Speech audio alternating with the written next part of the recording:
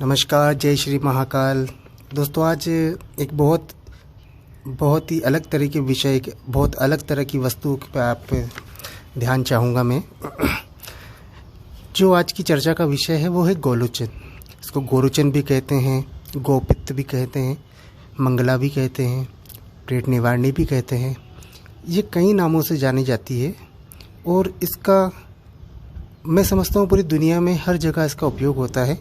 भारत में तंत्र मंत्र में होता है, साथ ही दुनिया के अन्य देशों में जैसे चीन, जापान, यहाँ उनकी परंपरागत जो दवाइयाँ बनती हैं उनमें भी इसका प्रयोग होता है।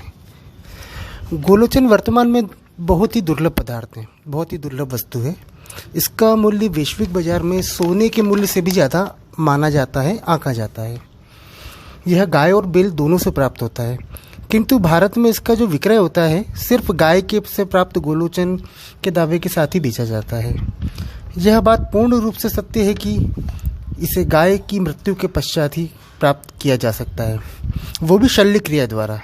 मतलब गाय के शव को काट पीट करके इस तरह से इसको प्राप्त होता है। ये गाय के पित्त में होता है, गाल ब्लेडर में होता है, उसकी पथरी है, उसका स्टोन है। भारत में इसकी उपलब्धता बहुत कम है तथा इसके स्थान पर कालाबाजारी की जा रही है। गोलोचन बोल के कई और चीज़ें बेची जाती हैं, पीले रंग का कोई भी पाउडर दे दिया जाता है।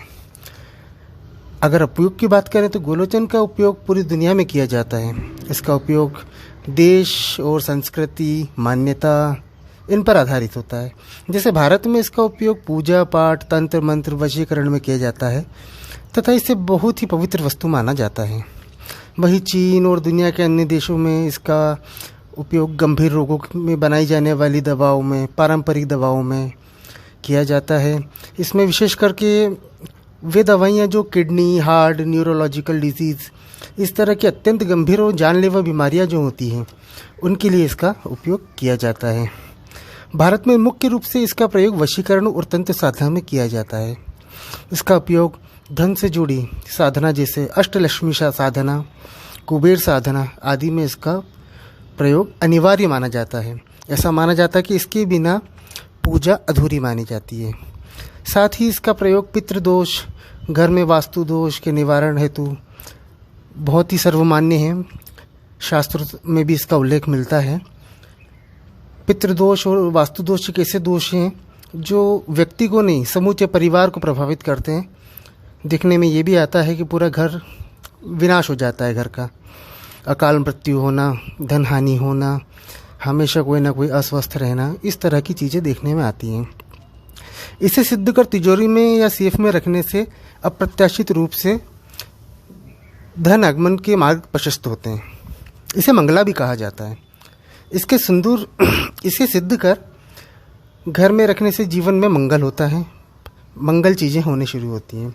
साथ ही इसे प्रेत निवारणी भी कहा जाता है। इसका प्रयोग खासकर ऐसे लोगों और बच्चों के लिए किया जाता है जो कि प्रेत बाधा से ग्रसित होकर या तो बहुत बीमार रहते हैं या हमेशा उन्हें नज़र लगती रहती है। ऐसे लोगों के लिए शुद्ध गोलोचन को चांदी के ताबीज में भरकर गले या बाजू में पहनाना चाहिए। वशीकरण का तिलक इसका सर्वाधिक प्रचलित और सिद्ध प्रयोग माना जाता है, जिसे हम सब जानते हैं। अब मैं आपको बताता हूँ कि इसके बारे में कुछ भ्रामक प्रचार भी मिलते हैं। जैसे कुछ लोग बताते हैं कि इसका आकार सदैव समान होता है, इसकी आंतरिक भाग में वलय होने से इसकी शुद्धता की प्रामाणिकता होती है। लेकिन दोस्तों, मेरा व्यक्तिगत अनुभव इससे थोड़ा सा अलग है, क्योंकि ये एक प्राकृतिक रूप से गाय के शरीर में पाया जाता है। वलय होना या ना होना इसके ताज़ा और कितना पुराना गोलोचन है उस पर निर्भर करता है। ये एक बायोलॉजिकल केमिस्ट्री है जो समय के साथ बदलती है। इसका आकार और प्रकार भी भिन्न भिन्न होता ही है। उदाहरण के लिए अगर अपन देखें तो इंसान के भी शरीर में अगर पथरी बनती है तो हम जानते हैं कि कोई एक आकार की या एक साइज़ की पथरी तो बनती नहीं है। तो बात वही आ जाती है कि जब ये भी तो गाय की पथरी है, इसमें किसी तरह का विलय होना या